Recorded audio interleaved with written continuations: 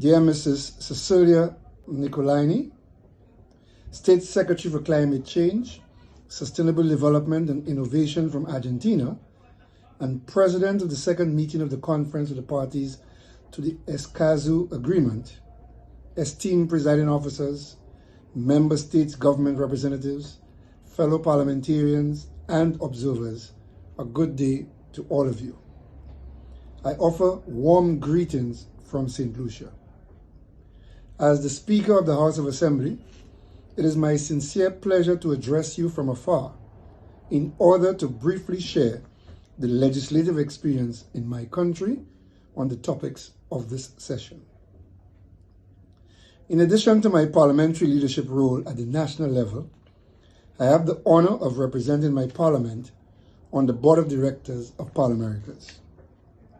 ParlAmericas is the institution that has been promoting inter-parliamentary diplomacy across 35 parliaments in the inter-American system for over 20 years. A key part of this work is strengthening the alignment of parliamentary actions in the Americas and the Caribbean with existing international and regional frameworks such as the Paris Agreement, the 2030 Agenda for Sustainable Development, and the Escazú Agreement, to name a few. It is worth underscoring that ParlAmericas' work in the area of climate change and sustainability intersects with two other areas of thematic focus for the organization: open parliament and gender equality. As you well know, all of these areas are highly relevant to the Escazú Agreement. Without a doubt, Caribbean small island developing states are among the most vulnerable nations of the world to our changing climate and to the increased frequency and magnitude of extreme weather events that it causes. Inclusive environmental governance is imperative to effectively and equitably respond to the urgent nature of the climate crisis today.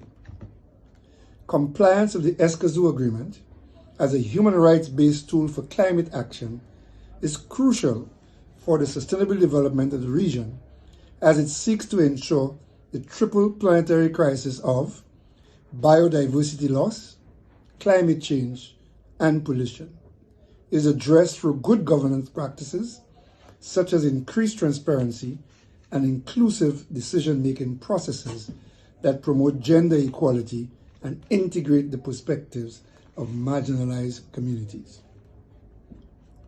Traditionally, Caribbean constitutions have protected the fundamental civil and political rights that safeguard access to information, participation, and justice.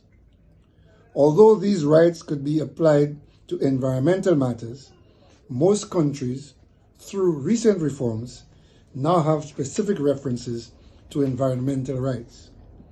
In the case of St. Lucia, we became a signatory to the Escazú Agreement in 2018, and following 2 years of robust nationwide public consultations, the Parliament approved the ratification in 2020. Soon after, in 2022, the Cabinet of Ministers adopted the Escazú Agreement Concept Note, effectively putting in place the legislative and institutional framework to mainstream the provisions of the agreement, along with fostering public awareness and sensitization. The provisions of the Escazú Agreement can also further enhance the good practices already in place in the region on transparency and the right to access information and participate in decision-making.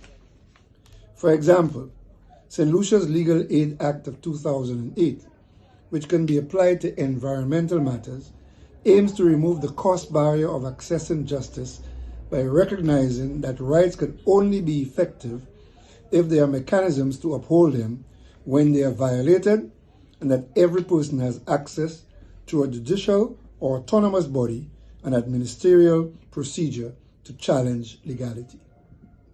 Public awareness is essential in ensuring our citizens are empowered to exercise their rights.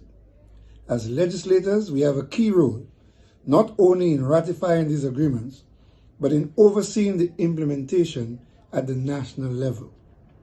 With regard to the Escazú Agreement, as elected representatives of our communities, we also have the responsibility to engage with our constituents to keep them duly informed and encourage them to partake in decision-making processes, ensuring their right to access information, public participation, and justice in environmental matters.